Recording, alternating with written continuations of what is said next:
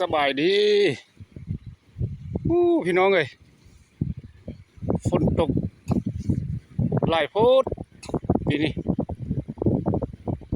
เบิ่งขี้โคลน ขี้โคลนกังให้พี่น้องเอ้ยไล่มาท่วมนาบ่ใส่หมดพี่น้องเอ้ย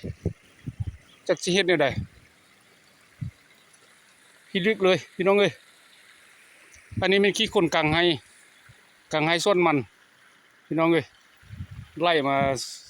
ใส่นาฝนก็ตกแพ้ตกว่าตกพี่ลึกพี่น้องเอ้ยเบิ่งคันนา คือว่าคันเพนาคาดเป็นบันเสียหายครับพี่น้องเอ้ยขี้โคตรไหลมาใส่กลางให้นาพี่น้องเอ้ยฝนกระตกบ่เซาพี่น้องเอ้ยเบิ่งน้ำหน้าให้นี้จดบ่เห็นหญ้าจักเสร็จเลยพี่น้องเบิ่งขี้โคลนไล่มากล่องเองเต็งเลยจักสิเฮ็ดเนี่ยได้ดีพี่น้องเอ้ย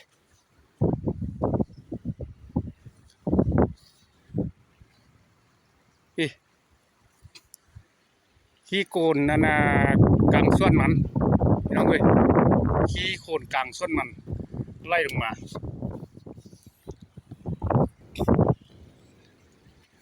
สดจริงเพ่งพี่น้องเอ้ย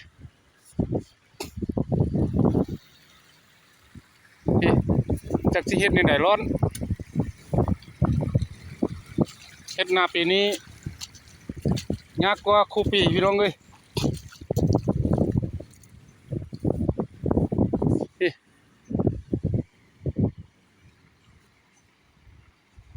ฝนกระตกบ่เซาขี้โคลนกังให้ก็ไล่มาบ่เซาพี่น้องเอ้ย2 ให้ 3 ให้พี่น้องเอ้ยทางนี้แห้งพี่ลึกพี่น้องเอ้ยขนาดเบาใส่คัดไปหมดเลยจักสิเฮ็ดได้ดอยดีเด้อพี่น้องเอ้ยขนาดคันมักย่อยคัดไปหมดเลยพี่น้องเอ้ยตายพี่น่าสิบ่ได้กินข้าวแล้วบัดนี้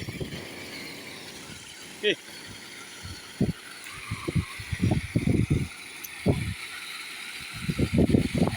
ตาย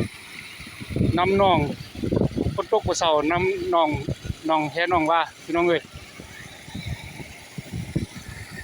จักหน่อยไปเบิ่ง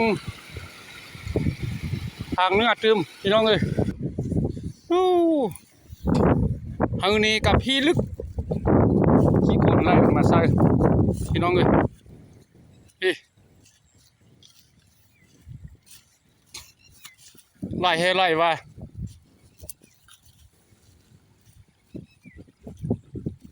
เบิ่งนี้ปีเขานาเว้าผิดเมื่อกี้นี่เบิ่งนี้ปีหน้าจะบ่ได้กินข้าวแล้วเต้พี่น้องเอ้ยขันหน้าขาดไปหมดเลย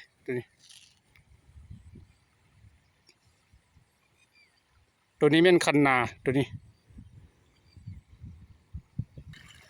เบิ่งขันนี้พี่น้องเอ้ยขาดไปหมดแล้วหน้าเบาใส่เบิ่งขี้โคลนไล่แห่ไล่ว่าเงาไม้ก็ไล่มาใส่ให้พอดีเลยไปเบิ่งนี่กึมซ่องให้พี่น้องเอ้ยยังซ่องให้ยังบ่ทันได้เบิ่งนำกันเด้อให้นี้กับพี่ลึกพี่น้องเอ้ยจักสิเฮ็ดได้ดีเบิ่ง ขี้โคลนกังให้เขาเจ้าไล่ลงมาใส่พี่น้องอันนี้แม่นขี้โคลนกังให้หมดนี่ไล่มาใส่หน้าเบาใส่นี่อันนี้เป็นทุ่งนาให้ลุมมันเป็นน้ำเต็มหมดแล้ว พี่น้องเอ้ยตายมาเบิ่งทางนี้ตึมพี่น้องเอ้ยอันนี้กับพี่ลึกปีกายนี้ก็เอารถฟอร์ดมาแปลงแล้วปีนี้ก็ยังคือเก่าแต่ทางนี้คือว่าหนักกว่าหมู่ทางนี้คือว่าสิบ่ได้ปีนี้สิบ่ได้เฮ็ดหน้าเต็มสวนแล้วเอารถฟอร์ดมาแปลงก็จะแปลงบ่ได้เพราะว่ารถฟอร์ดมันจะขาจะได้เฮ็ดไปตามนี่แหละ